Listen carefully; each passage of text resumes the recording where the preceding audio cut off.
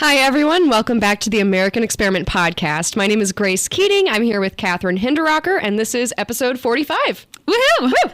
Grace and I were just discussing before we hopped on the mics how much caffeine we've had this morning, because I said that I've had about 3 cups by 11 every morning, and that elicited some gasps. I was shocked. I guess I have one. What's appropriate? I do 10 ounces every day, so I've had like 5 ounces as of right now. 10 ounces, but is it like out of a Keurig? It's out of a Keurig. Okay, so like I suppose it's like 1 cup. It's 1 cup. So you have like 1. Any more than that, and my heart like flutters. You know what I mean? Oh, really? Interesting. So, and like my hands. See, if shake. I don't have that much caffeine, I feel like I'll fall asleep on my desk. So it's just like, you know, keeping me stable. Yeah. So you do 3 cups in the morning. 3 cups, Diet Coke, bubbler. Oh my gosh, do bubblers have caffeine? Yeah, they do. They have 1 cup of coffee. How much? You must be consuming. No. I just recently cut back. I used to do Celsius instead of the bubbler, but I decided that was maybe difficult on my heart. So I'm now on to bubbler. Your heart might stop someday. I know. Is that still too much? Are there any like professionals in this watching this right now? Is that too much caffeine? I don't know. I feel like otherwise I'm just sleeping all the time. Like I think I'm naturally sleepy. Like I'm just a tired person. I gotta stay up. Well, and the problem is like I have to choose between like jittery, like shaky hands, fluttering heart, or being sleepy, which is. I don't know. Unless I don't eat food, I suppose. Sure. No empty stomach. Sure. Well anyway, yeah. I'm juiced and ready to go. Let's go. Let's jump in. Our first story today, it comes from John Phelan. This was written last week. Governor Walz was celebrating the creation of 36,000 new jobs in Minnesota over the last year. That sounds great. Yeah. Great stat. The problem is, as John Phelan pointed out, 59% of those were classified as government jobs. 60% of the 36,000 new jobs are government jobs. I love that. That's such a good punchline. They did this like nationally too. Do you remember when Biden was like, we have added so many jobs to the economy? And then people were like, well, it's COVID jobs, right? So like people came back to work after we had the pandemic. You don't really get credit for that. That would have happened either way, you should hope. So, this is like right from the playbook. I love it. It's just insane. And then like he looks at later on the post, if we subtract these government jobs from like the non-farm total job count, since June of 2023, the number of new non-government jobs in Minnesota has been basically the same. It's up 0.4%. I mean, all of the growth is being driven. It's government. It's all government. And doesn't it make you think of the 175 new like DEI employees? Yes, in our the story state? from the other week. Yes, like a few weeks ago. And it's that's so depressing. It's just celebrate. It's so sad. Yeah, like what do they all do? I want to see job descriptions for all of them. Like what are you all doing? Yeah. And it's just like, oh God. The growth of government is seriously one of the most key issues for conservatives. Like the government on both statewide here in Minnesota and federally just keeps growing. And then once you get to this point where it's so huge, it's hard to cut back. As we talked about with the DEI employees too. But it's like those people get really ingrained and get stuck. They take on work that maybe the government shouldn't even have or things like that. And then they get stuck in the system and we're stuck with this massive government and it makes it harder to cut back. So I think we need to look at that when we're looking at like who we're going to elect, like leaders that say, I will cut back on the size of government. Like that's a huge issue. And there's also so many like government positions that sound nice. They sound helpful. Like, I would love it if my city leadership had, like a communications director. They might be more active on Facebook. I might get, texts on emergencies, whatever. Like it sounds good. And yet, that's a huge salary that, like you're saying, if you create that position, it's really hard to let that person go when the budget gets tight. Yeah, exactly. It's just, it's wants versus needs. Right. And it's taxpayers footing the bill, and they should be aware of that when they're electing people. You're exactly right. And we need to be putting our needs first, of course. Like the things we actually specifically need, like the one thing I care about my government doing is like taking care of issues of personal safety, public safety. Yep. Like, do I feel safe? Like, that's the one thing where I think a government seriously needs to step in and protect its citizens is like when it comes to safety, because a citizen in and of itself, like it's difficult. You can't impose laws. You can't impose social rules like that. You need a government to do that. So that's the one thing I care a lot about our government doing. And I think a lot of people are in that boat. And they're doing a crap job of it, So like, okay, back up. What if we put some of this money into better training for our police officers, higher salaries for our police officers, things like that are so much more, they fall into the needs category, not the wants Yeah. And I feel like when people think of, like government, like they think of, like snowplows, like you're saying, public safety, like the things that are visible and have an impact on like your day-to-day life. Yeah. And I don't think people realize how much bloat there is. So I thought that was hilarious. Yeah. 60%. I mean, that's just incredible. I love that. Next story comes from Bill Walsh, October 23rd. This is a story out of Brainerd, Minnesota. And it's what are we? A week out from the election. Yeah. We got from election 2024. So Education Minnesota, as you might know, we talk about them a lot. They're the statewide teachers union. So their local chapter in Brainerd was stuffing their campaign flyers into staff mailboxes at the district, urging staff to check out their pro-educator voter guide. Okay, so that's not necessarily illegal, but it's a clear misuse of public resources for political gain. Most school districts will have a policy against using like teacher like staff mailboxes for campaigning. Brainerd doesn't yet, so again, not technically illegal. So then this gets around, it's a little iffy. So then Christine Troyan over at Minnesota Parents Alliance, she emails the Brainerd superintendent, right? And she says, okay, what is this about? And she kind of, it sounds like from her emails, said, when can we put our flyer in? Right. If you're letting people do political campaigning. Yeah. And the response she got back was basically, we don't allow this. And she said, and then, she goes back and forth and they say, well, we're instituting a new policy. This, it happened once. It's never going to happen again. And it's like, okay. But it happened for this election. It happened for this election. Your new policy that comes out months from now is not really going to help the voters who are being impacted by the mailer for this next election in 2 weeks. And that's where it's sitting. They it sounds like they're not going to give any sort of like equal time opportunity. Yeah. It's really unfortunate. This is an issue that is, I will say, I think we've made so much progress in like Minnesota and in the conservative movement, because school boards are a huge issue, as we saw during COVID, very important who's there. And it used to be basically decided by the teachers union. And what people don't realize about the teachers union is they don't have the interests of students at heart. They really are a political organization. They want their people on the board, and they represent teachers, which teachers need in a lot of cases, but also they don't need political representation. They don't need their dues going to political causes. Activism, Activism, exactly. You can get the services that they do need, insurance, things like that, liability from other places, coverage, liability coverage. So it's kind of, again, doing like a wants, not needs. But teachers need that insurance. They need that liability coverage. Maybe you want to send your money to all Democratic candidates.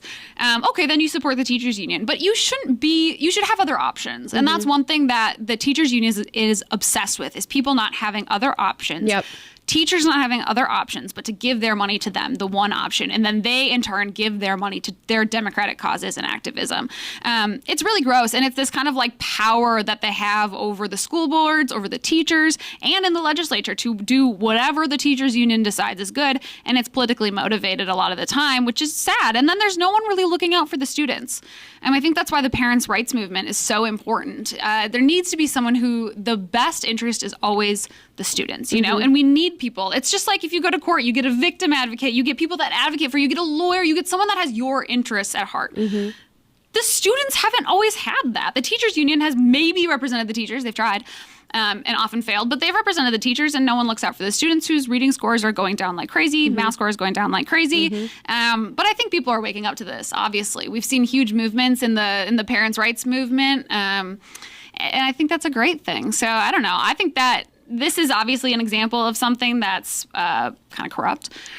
But overall, I'm so glad to see that the difference people like MPA have made, Minnesota Parents Alliance, in making parents more involved in what's going on at their schools. It's really encouraging, because a few years ago, there would have been no one watching for this kind of overstep. But also no one to then step up and challenge it and say, okay, well, we have MPA didn't even exist, 5-10 years ago. Exactly. Now there's, the other side can be represented. Now there's this parent endorsed flyer. Let's get it out there. And it's a frustrating situation, and it's frustrating that the superintendent in the district has responded this way. But you're right. I mean, there's a lot to celebrate here in terms of where we are today versus where we have been. Yeah, absolutely. Yeah. Well, moving on. Our final story today from AmericanExperiment.org comes from Katrin Wigfall. Was published last week. It talks about how the University of Minnesota is writing ethnic studies lesson plans for K through 12 teachers. We have talked about Minnesota's new ethnic studies policies so many times, many times. and why, like this particular brand of ethnic studies is so concerning. It's coming to all Minnesota K through 12 public schools. It's going to infuse, political dogma into classrooms. It's going to teach students to view everything through this racial lens. It's frightening stuff, and it's very much wolf in sheep's clothing. Yeah, it's important you know what they mean by ethnic studies, because it's not just something it sounds kind of nice or whatever. In this case, ethnic studies, what they mean by that and what they've put in writing is clearly. What did that guy say that we covered? Brian Lazinski or whatever his name is? The guy what did who he say? Called for the overthrow of the U.S. government. The U.S. government. Yeah. That's really that's the heart of what they're trying to do. Yeah. It's crazy. Yeah, it's complete deconstruction. So it's coming to your schools. So now the question is, okay, how do we implement it? Where are teachers going to get their lesson plans and their curriculum? Okay, well, one resource is coming from the University of Minnesota's Center for Race, Indigeneity, Disability, Gender, and Sexuality Studies. Okay, so they have this database. There were like totally new words to me in that. Like, oh my gosh. Okay. Quite a long business card, I imagine. Yeah. So they have this database of K through 12 ethnic studies lesson plans, and it was introduced to educators during the MEA conference last week, 2 weeks ago, recent. Yeah. So it's going to be, teachers aren't required to use these plans, but it's being put out there as a resource for districts to develop this new curriculum. And we don't get to know yet what these lesson plans are, but we do know what this center for race, etc. is focusing on, and it's all activism. It's all it's challenging systems of power and inequality, and elevating public discourse about social identities, power and inequality, and it's activism. I mean, that's what it is. It's again, it's not learning about other cultures. Silly. Yeah, exactly. It's so silly. It's absurd, and it's not something that's based in fact and truth. Like, why are we pushing these on kids? These ideas that are not at all factual. They're just like people's opinions. Yeah, so we're going to push them onto kids. That doesn't make any sense to me. Very political worldviews. Yeah, and it's pretty funny to look at like some of the resources they're recommending. There's this very famous triangle, I suppose. It's a little triangle diagram showing, like the tip of the iceberg. They're calling it overt white supremacy, socially unacceptable supremacy. They list, like 10 things, very obvious. This is so funny to me because this stupid little triangle thing, which so it has at the top, it says overt white supremacy, and it has things like lynching, hate crimes, blackface, the N-word, neo-Nazis. Okay, socially unacceptable. However, the point of this triangle is to tell you that while those things are socially unacceptable, there's lots more that is racist that is socially acceptable. Covert white supremacy. And that is the stuff we should try and get rid of. So that is calling the police on black people, colorblindness, mass incarceration, respectability politics. I don't know what that means. Tone policing. Oh my God. I love that one. Okay, I just saw an interview with Matt Walsh and Joe Rogan. I'm on like a Joe Rogan kick because of the Trump interview, right? Yeah. And Matt Walsh said that in his movie, Am I Racist, which just started streaming on Daily Wire. Oh, sorry. If you haven't seen it yet. One of the things that, do you remember the Race to Dinner? Where it's like those two women and they're doing they're telling all of these, I think they were all white women. Yeah. At the dinner, they're telling them that they're racist. And then the white women have to say I'm sorry for being racist. Oh my gosh. Right? Is that in the movie? Yes. He said that one of the things that a woman at that dinner said is she is married to a black man, a white woman married to a black man. And sometimes she thinks he's being too loud and tells him to be quiet. Oh boy. And she apologizes for that. She says, I know that's internally racist of me. Whoa. And Matt Walsh was like, who is married to someone whose wife has not told them to please shut up every once in a while? Oh my gosh. But that was racist. But that's racist. Yeah. Yeah. So that's tone policing. No, that makes sense. I think that's tone policing. Yeah. Wow. Yeah. So, okay. This triangle, when I was in college, was hot on the scene, right? So, okay, this is not that long ago, but I graduated in 2019. This was hot on the scene. It felt like this was new. I remember showing this to people and them being like, wow, some kooky college stuff, But don't worry. College is crazy. They've got a lot of weird people in college. People are always doing wacky things. That's just a college thing. Oh my gosh, they're teaching it to kids. They're teaching it to kids. Literal children. People told me this was a joke, okay? People were making fun of me for being all up in arms over this. Yeah. As though it's this, like, you know, radical... Celebration of Columbus Day is covert white supremacy. It's just absurd. And people for so long told me, like, oh my God, that's insane, you know? And they were right for the most part. You know, a lot of that hadn't left the college bubble yet, but now it's in our curriculum. Now they're teaching it to our kids. And that's when it's a huge problem for the future of our country, because when K through 12 kids are getting their hands on this stuff that early and being taught that this is true, there is nothing to question about this, it's fact. Yep. That's really harmful. Yeah. No other viewpoints being presented. It's truly insane. So, again, we don't know what's in these lesson plans yet, but we'll be watching and waiting to see what comes out. And hopefully, you know, enough school districts and teachers choose not to use these insane resources from the center. Send us I'm sure what some comes will. home in your kids' backpacks. Yeah. If you see anything wonky, let us know. Yeah. It's crazy out there. Yeah. Keep an eye out. I also have one more thing to say about the whole Joe Rogan thing. Actually, that same interview, because Joe Rogan launched into like a hour-long conversation on space with Matt Walsh. Did he really? Yeah. And I was like, That's hilarious. hello.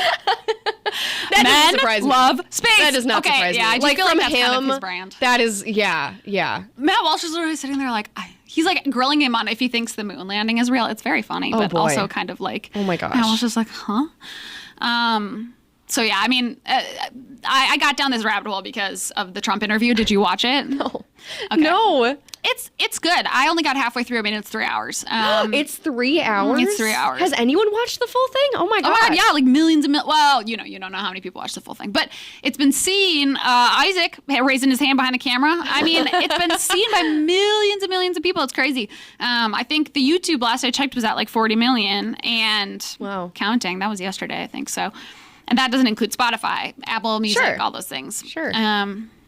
So yeah, it's been huge. I think Trump did a good job. He definitely did. We'll see. I think as of yesterday, Joe Rogan said Kamala is still like in talks for possibly going on. So we'll see if that happens. But she wanted to limit the time to an hour, which like, I don't know, like maybe fair. Some people were like clowning on her for that. I'm like, I don't know.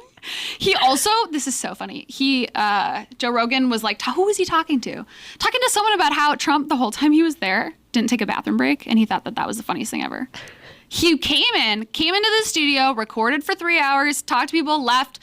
No bathroom break needed. Didn't take a sip of water. The dude's just like a machine. I can't even imagine like noticing that, but I suppose, I don't know. Maybe everyone's watching him closely. I don't know. I guess, you yeah. know. But like, I just think that's so funny. It is pretty He's like funny. a machine. He just cranks these things out. I'm more of like maybe a Kamala in this instance. I'm going to want breaks. I'm going to want snacks. I'm going to need to fuel up. I'm going to need some caffeine, obviously. Yeah. Like, I got needs, Yeah. you know? Well, and clearly she does, because you Yeah. know, her freeform interview is not the best. So she's got to really structure exactly. structure that time.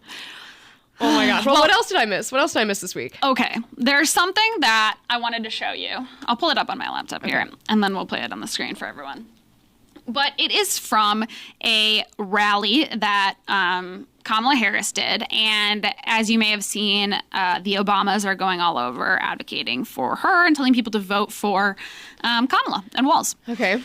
So I'm going to play this clip from Michelle Obama's most recent speech. It's only like 45 seconds long. The entire thing is also fascinating. If you haven't seen it, check out the whole thing. But here we go.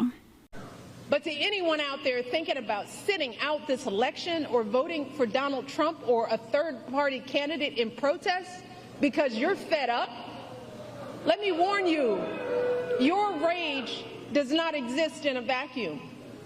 If we don't get this election right, your wife, your daughter, your mother, we as women will become collateral damage to your rage.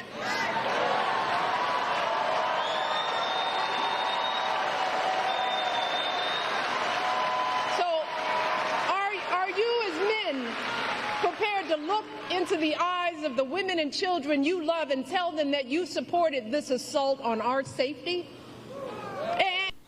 But to anyone out there thinking about That was so gross.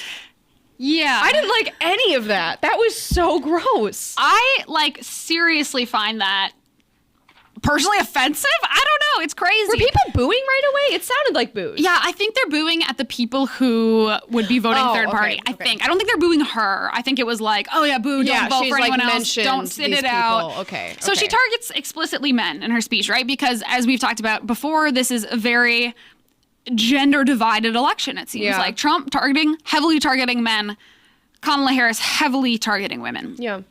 And so she says she has a message to men.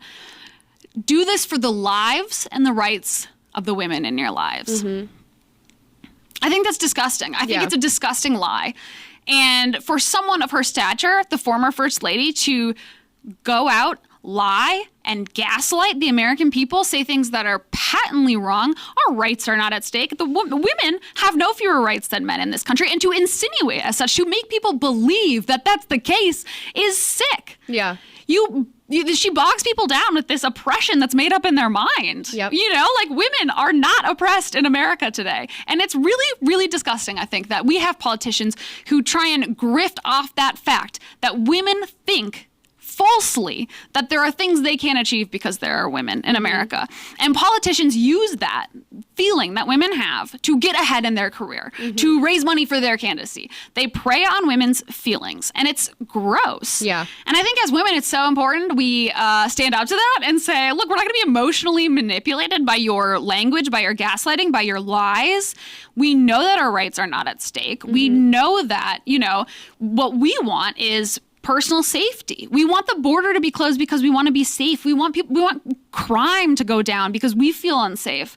You know, the things that I talk about are different than the things that I talk to men about. But like crime for me has always been an issue. That's a woman's issue. You know what else is a woman's issue is just making a good salary. I go and buy the groceries.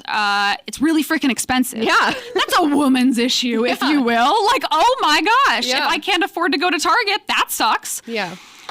So I don't know. I just found that very offensive, and I thought it'd be interesting to show to you since I'm guessing that might not have made it into your circle this week. No, it didn't. That was awful. It's just gross. And you know what? It really reminds me of the song that we played a few weeks ago from the cast of Hamilton. That was, again, it was all that fear mongering of like, they're going to take away your rights. And that was more of like, I suppose, like a racial tilt. They had some gender stuff in there too. But it's just gross. And that was even grosser because it was targeted at young people, you know, like teenagers and 20-year-olds. And I just don't like it. And she narrows in too on that rage issue. She keeps like accusing men, accusing people who are maybe conservative or maybe she means Trump voters, whatever, of being angry. And I think there's two things you can say to that. One is that we are angry, some of us conservatives, because of the way and the direction that people like Tim Walz have led our state. That he's made our lives more difficult. He's made our lives more expensive.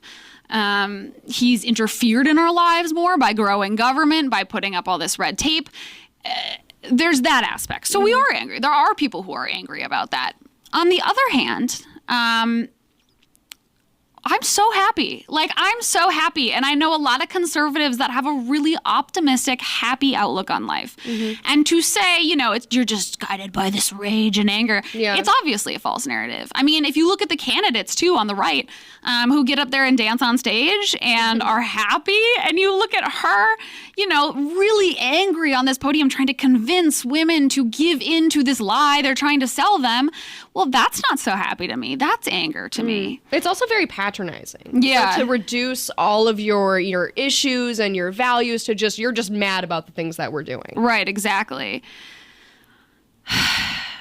I don't know. It's a little disheartening, I think. I'm ready to be over with the election. I think all of the rhetoric and everything is really getting to me. It's like so depressing in a lot of ways to hear that and hear, you know, people that I love and I know are affected by that. They think their rights are at stake in this election. And that's so sad.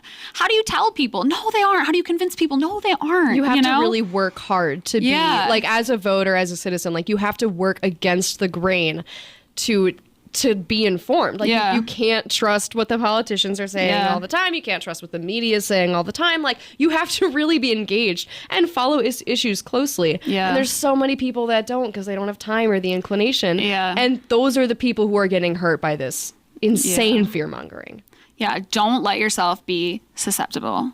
Because seriously, especially when women are being targeted so much, we're being preyed on because women, I don't know, maybe the idea is that women are more emotional. It's probably true. Or more caring in some way, or are more sympathetic to emotional appeals. Yeah. We can use that to our advantage too. I don't know. I think it's just important to keep in mind that you are bringing both factual analysis and emotion together to the table, and don't let anyone manipulate either of those things. Absolutely. Well, thanks for catching me up. Yeah, absolutely. We're gonna Sorry, kick a it little over. depressing. That's all right. That's the world, right? That's the world we live in. Next week is the election. It's 1 week away. It is. So we can start talking about things that aren't election related. Yeah, maybe some. That could be really some fun. golden turkey stuff. I suppose we'll be ready to announce the When do we get our nominees. trophy? Maybe we can get the trophy in That'd here. be That's kind what of cool. I want. Yeah, we are having a physical trophy this year. Very Fingers exciting. crossed. Yeah. We'll see. So we're going to kick it over now to John Hinderaker interviewing Deborah Strusacker and Sarah Montalbano about their new report, Mission Impossible, Mineral Shortages and the Broken Permitting Process Put Net Zero Goals Out of Reach. If you haven't read it yet, listen to the podcast, second half. It is a shocking report, and I'm excited to hear what they have to say.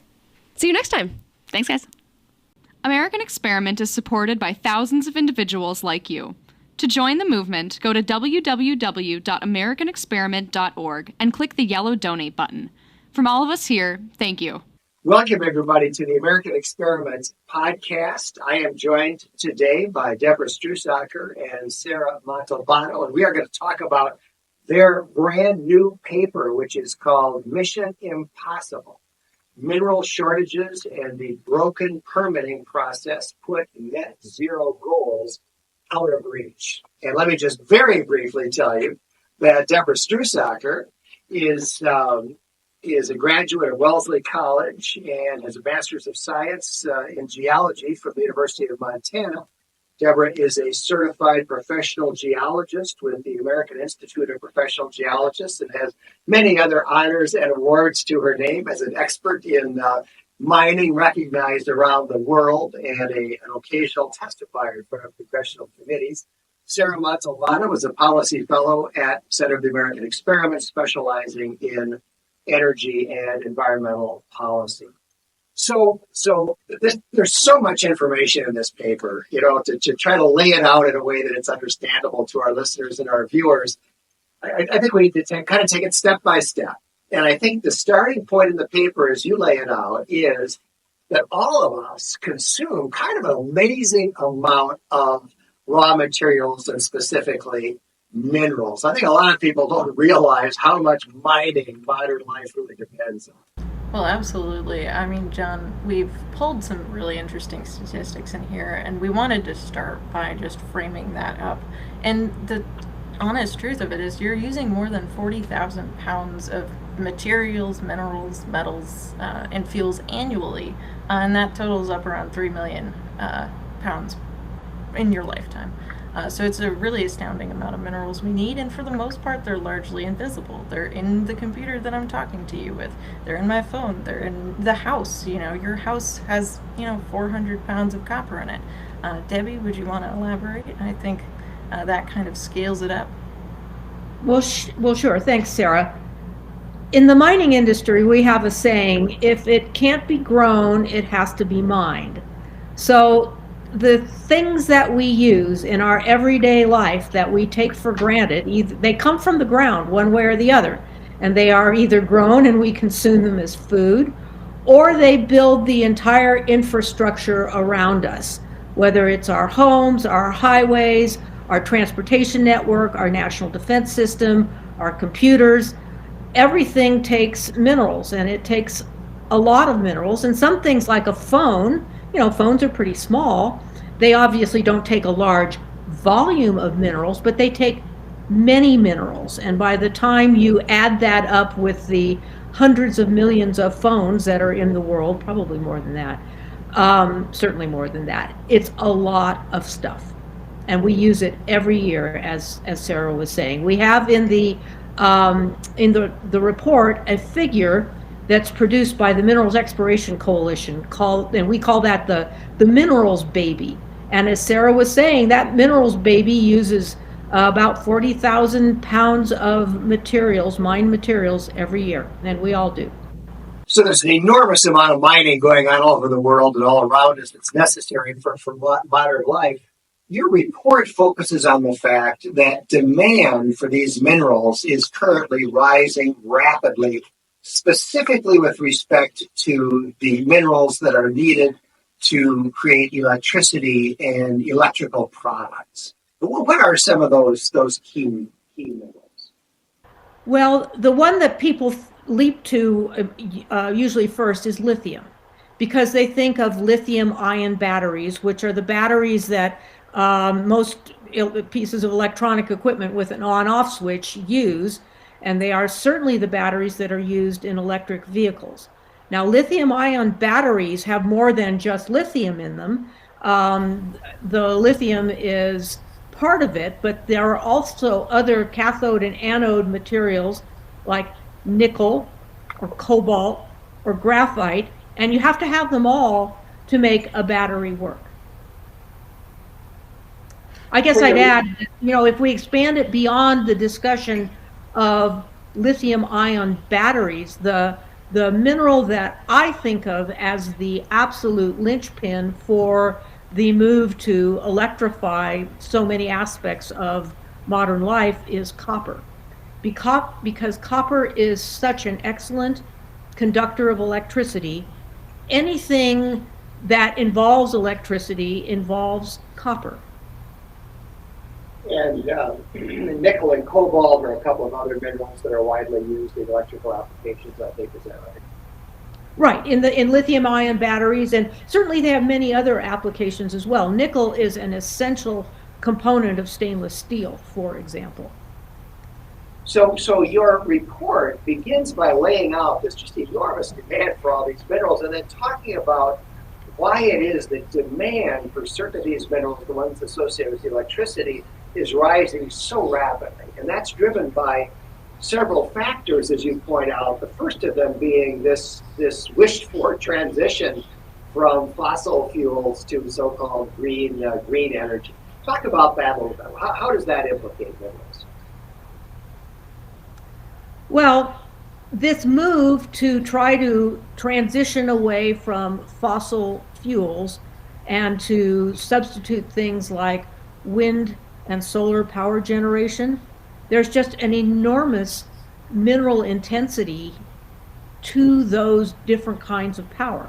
So, I mean, we can kind of look at it in two different categories. The mineral demand for lithium ion batteries that power electric vehicles and that store electricity at solar and wind facilities. That's one aspect of the demand. But the other demand is that all of these other technologies and renewable energy infrastructure types also require a tremendous amount of minerals.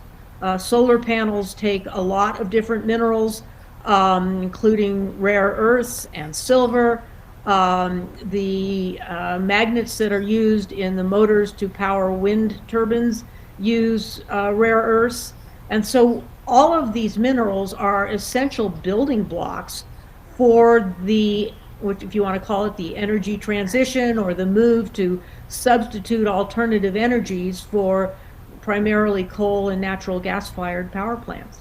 And then to say nothing of the infrastructure it's going to take to distribute the power from from wind and solar energy facilities, which often are located in relatively remote areas away from existing transmission facilities. So we have a tremendous demand to build out the transmission grid to support this electrification goal.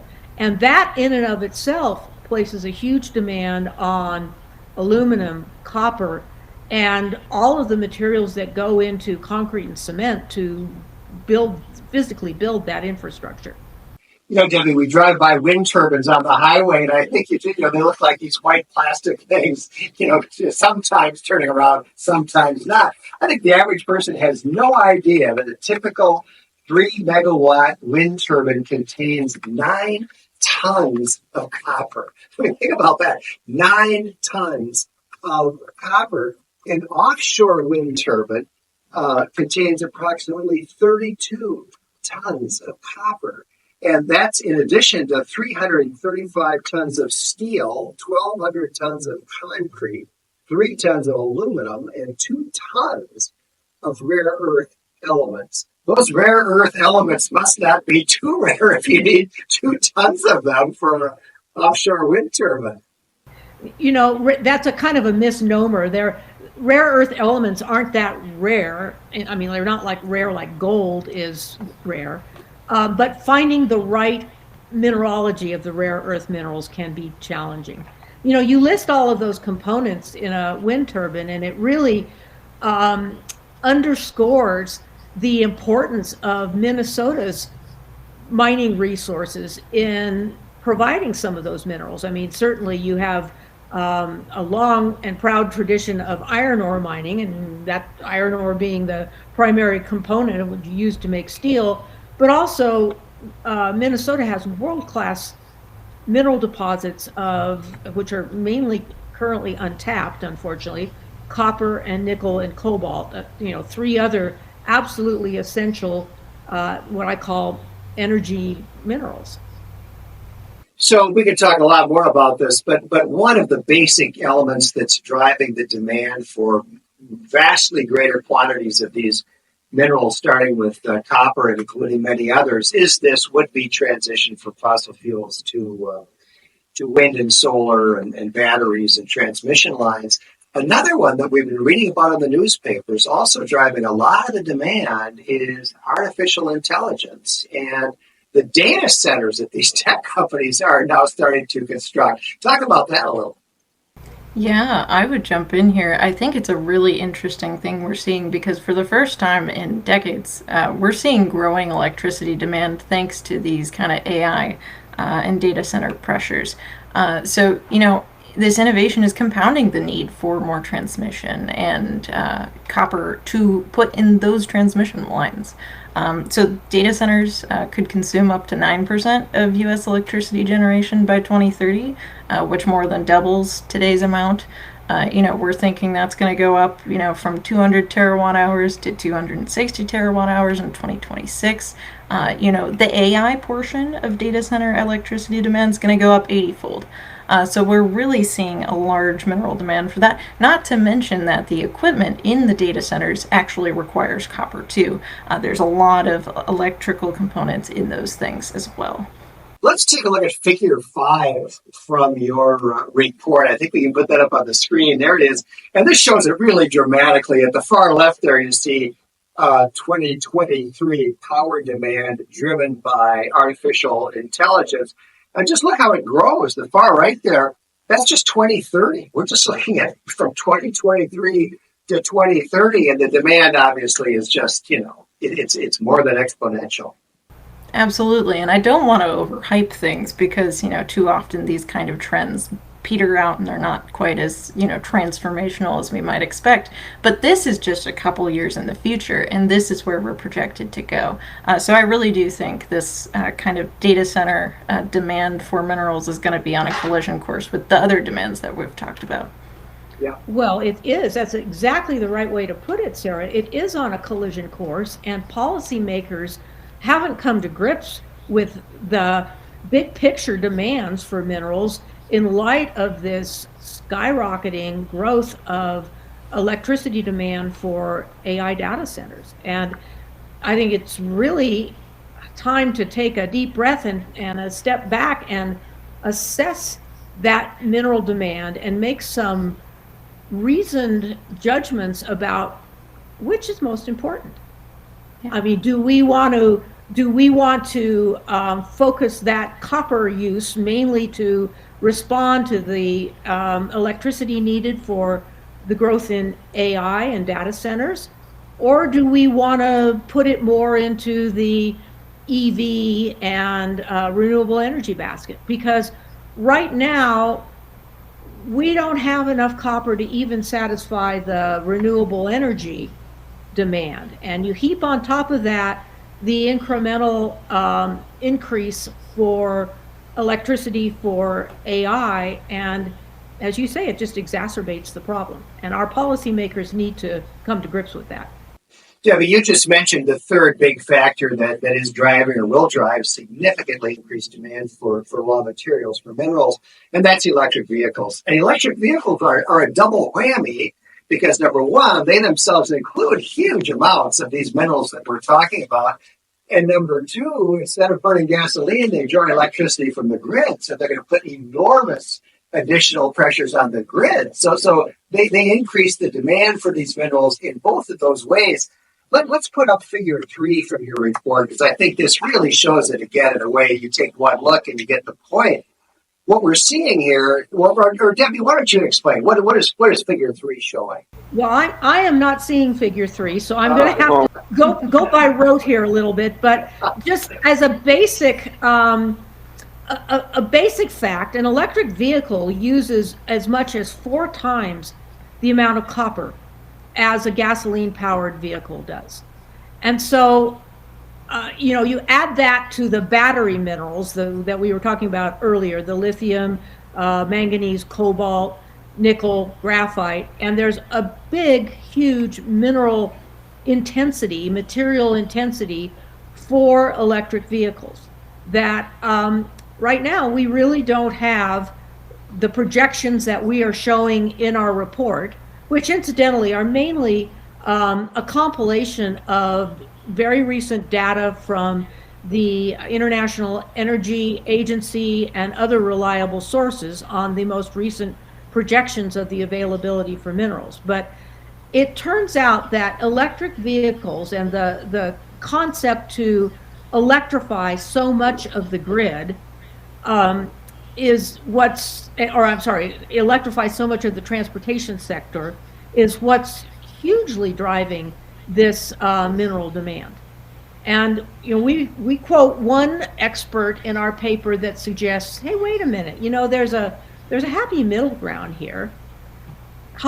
Gasoline hybrid vehicles use far less copper, but they get much better mileage and they use a battery. And so that would be perhaps a more reasonable near-term solution than trying to jam down our throats the mandate to transition away from gasoline-powered vehicles to electric vehicles. I mean, the EPA's emission standards for vehicles is what's driving this transition, and it strikes me as enormously unrealistic that by 2030, which is 5 years from now, half the vehicles that are sold are supposed to be electric vehicles. By 2032, nearly 70% are supposed to be electric vehicles. I mean, that seems, especially in light of what the actual consumption of electric vehicles is right now, it seems highly unrealistic. Well, it's not going to happen, in part because people don't want to buy that many electric vehicles. We're seeing this all over the world. On page 18 of your report, you've got some numbers that are maybe good to sum up before we move on to the next phase. And this comes from that IEA report that you mentioned.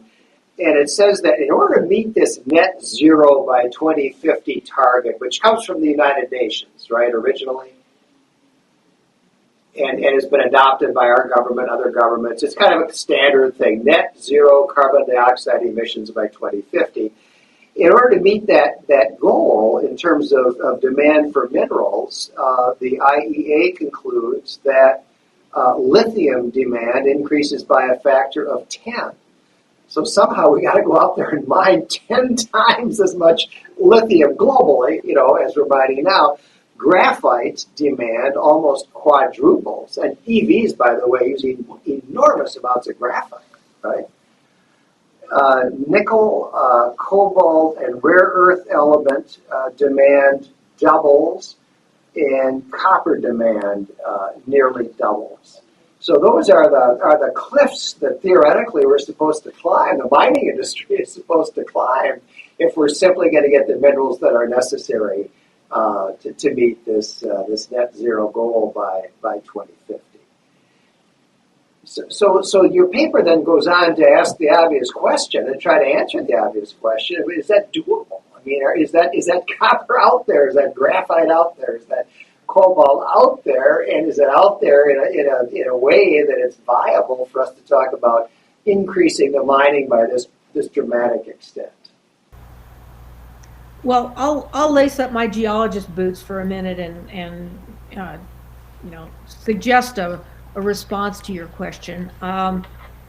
Geologists who look for minerals are typically pretty optimistic people because the odds of discovering mineral deposits really work against us because mineral deposits are rare and they're hard to find, but we're pretty good at finding them if we can access the lands where they are located.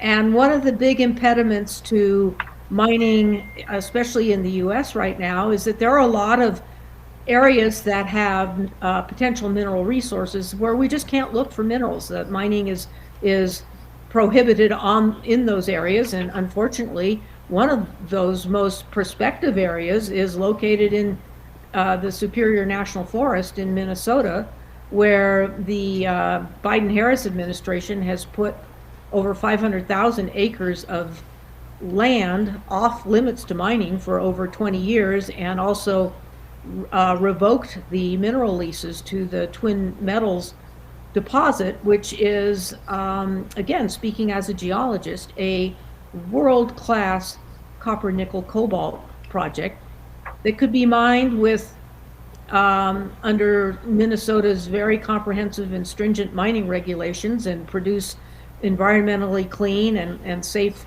copper, cobalt, and nickel, but unfortunately not right now because it's off limits.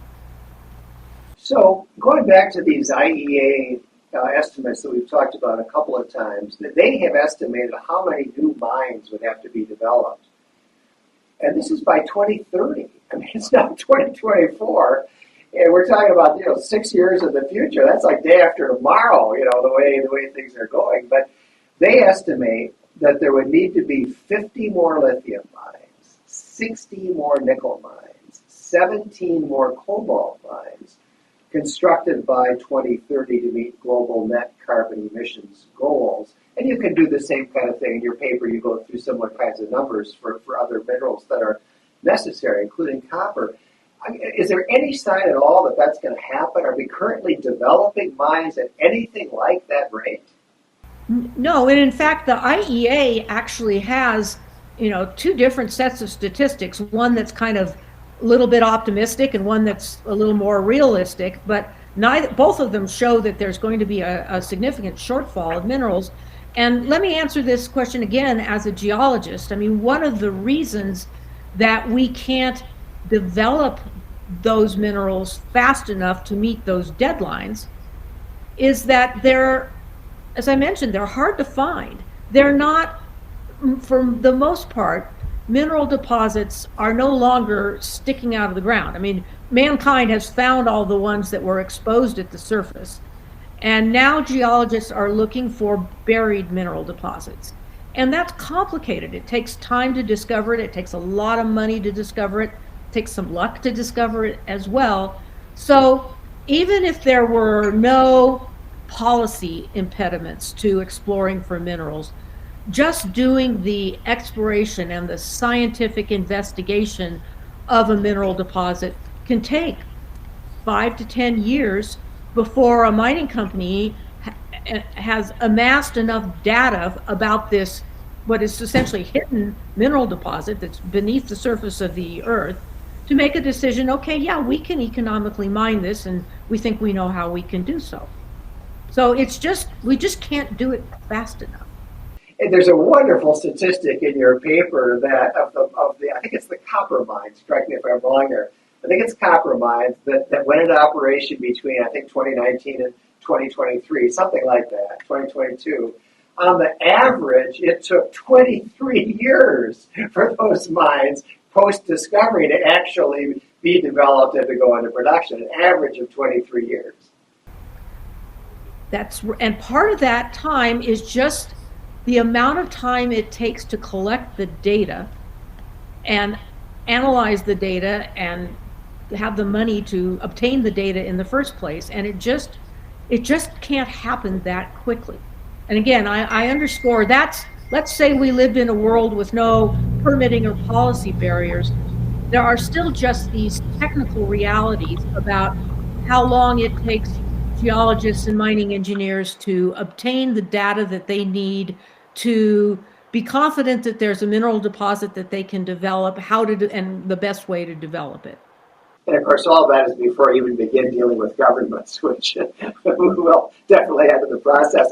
You mentioned something about some estimates that have been made here, and people listening to this podcast won't be able to see it, but those who are viewing, why don't we just quickly put up exhibit or figure, slipping back into my trial lawyer days, let's put up figure 10, which shows this for copper. And what it shows on the top there is projected demand for copper and some of the sources of the copper, clean technologies and electrical grid and so on. And you can see that there's just soaring demand for copper between now and 2050. And then down below, it shows anticipated shortfalls in the actual production of copper. And there's two lines. One is NZE and the other is APS. What do those mean?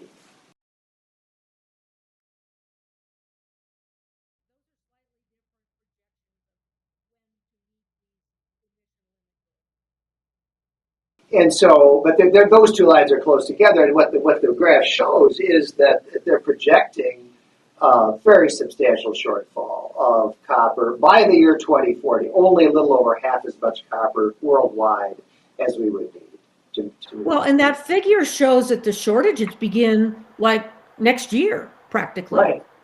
I mean, they are looming in front of us. This is not some crystal ball projection of many years into the future. It's just right now in front of us.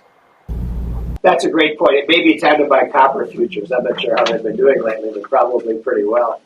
So if we just very quickly look at figure 11, this is similar. This is cobalt, and it shows just explosive growth in the demand for cobalt, driven in large part by electric vehicles, and the rest of it being driven by other so-called clean technologies. And here, too, we don't see the shortages quite as fast, but by 2035, actually right after 2030, we're now seeing significant shortages in the amount of cobalt that can be produced.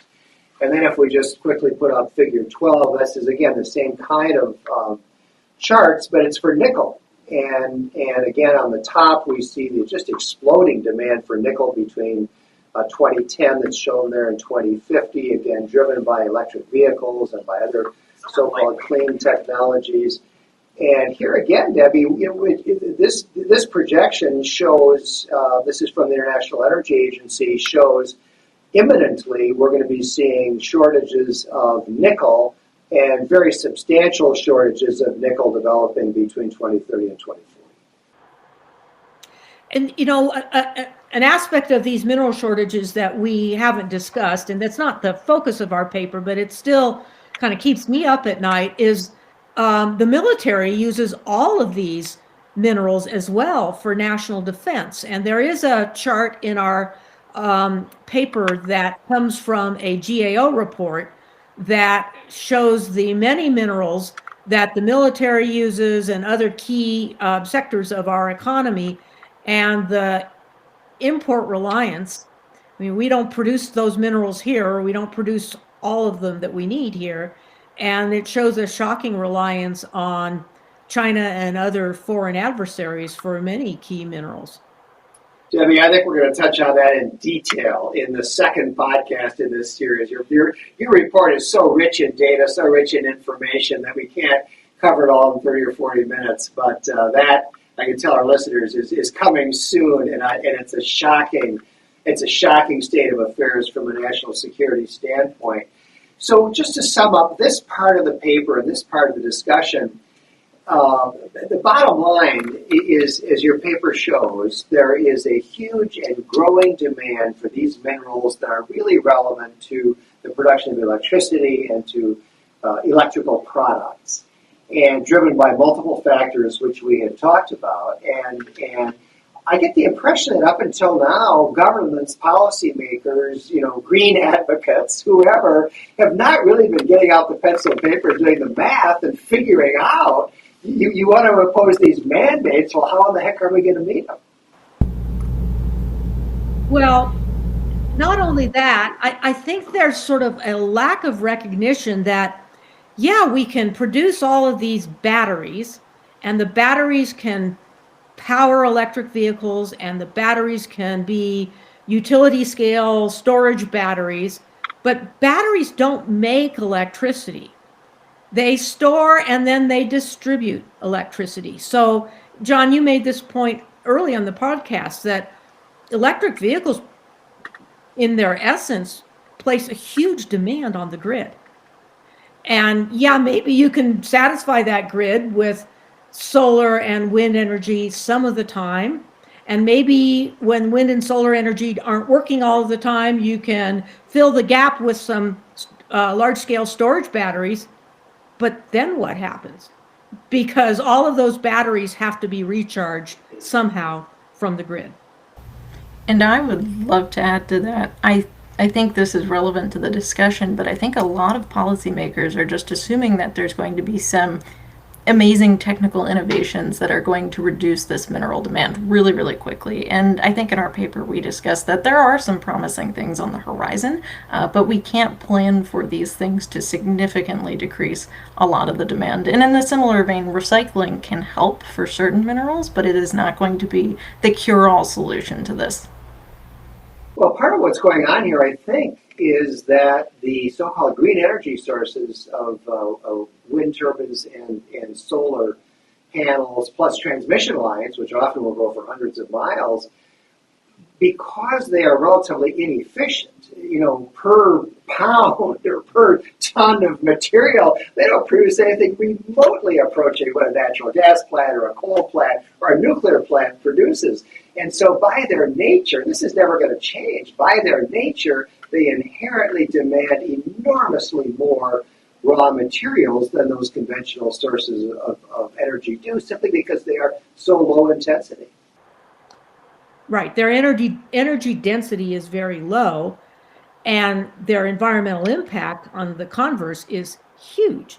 I mean, the footprint of the acres required for utility scale solar projects is enormous. And not everybody wants a 5,000 acre or larger solar facility in their backyard. I mean, just to give you a little statistic here from Nevada, which is where I live, right now, the Bureau of Land Management has pending applications for solar projects in Nevada totaling over 400,000 acres.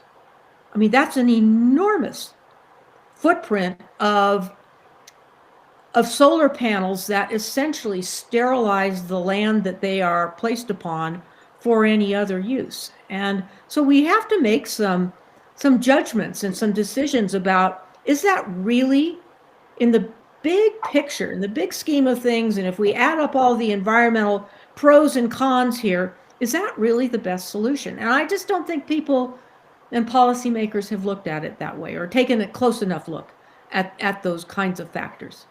Before we wrap it up, I want to just go back to another wonderful fact that's in your paper. I probably won't get it exactly right, but I'll toss the ball to you. Copper has been mined by human beings for thousands of years. It was maybe the first mineral that was really found to be useful by human beings. For thousands of years, they've been mining it. They figured out how to combine it with tin to make bronze. The Bronze Age ended around, 1200 BC or something, but huge demand for copper and for bronze have continued right up to the present time, thousands of years. And yet, for the amount of copper to be mined now going forward that would be needed, I think you said in the paper, just for business as usual, not for these skyrocketing new demands, but for business as usual. How does that compare to all of the many tons of copper that have been mined by human beings over thousands of years? It's my favorite statistic in the paper, and Debbie, feel free to interrupt if I get this wrong, but we're going to need 115% more copper between now and 2050 than we've mined in the entirety of human history up until 2018. just for business as usual. And business as usual is mostly stuff like catching the developing world up to our living standards. And if we are going to pursue global vehicle electrification, we're going to need 55% more copper mines than even that figure. So it's really, we need to be stepping up our production if we're going to get even close. So I want to close by putting both of you on the spot. Given everything you've written in the paper, given the projected shortfalls, given the sobering numbers about how much of these minerals would have to be mined to meet these alleged goals that governments have tried to put into place, what do you think? What do you think are the odds that this is actually going to happen? That all the copper and the cobalt and the nickel and the lithium and the rare earth minerals, all the stuff that would need to be mined to meet these supposed goals. What do you think the chances are that that actually is going to happen? You might consider me skeptical. I think the costs are going to be enormous as far as all of these competing demands. And I think we will have to choose, because all of these projections are based on these policy constructs that we're promising right now that we're going to make. And frankly, I just don't know if it's going to happen. Well, I think you're realistic. I don't think you're skeptical. I think there's a zero chance that it's going to happen on the schedule that is envisioned. It doesn't mean that eventually some of it, a lot of it, might not happen, but there's just no way it can happen on the pace in which our policymakers are trying to make it happen. It's going to be physically impossible to do that. And if they stick with that pace, the economic carnage is going to be just appalling. Isn't that right? And I think there are really dangers associated with it too that nobody has really thought through. But in particular, the shocking weakening of the reliability of our electrical grid by substituting intermittent solar and wind power for 24/7 dispatchable coal and natural gas is a terrifying development. And so we really need to take a better, more comprehensive look at the pros and cons and take a deep breath and realize that, yeah, maybe some of these goals are great goals, but you've got the timeline wrong. And we need to assess them in a much more realistic timeline. And doing that, I think, will allow us to refine our concepts to make a lot more environmental sense. Well, we're going to have to leave it there for now. The paper is called Mission Impossible. It's by Deborah Strusacker and Sarah Montalbano. And I highly recommend it. It is dense with information. And we're going to be back because we have covered only a part of what is in this really, really important paper. So thanks so much for being with us, and we'll be back again soon. Thank you, John. Thank you so much.